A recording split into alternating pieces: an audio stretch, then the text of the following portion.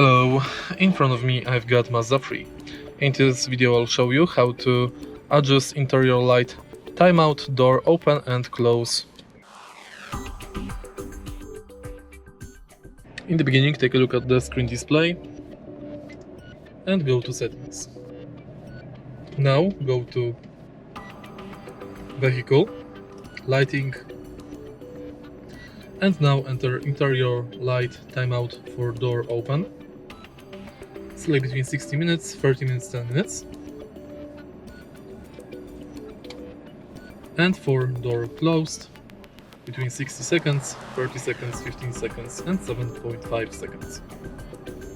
And that's basically it. If you find this video helpful, please leave like, comment and subscribe.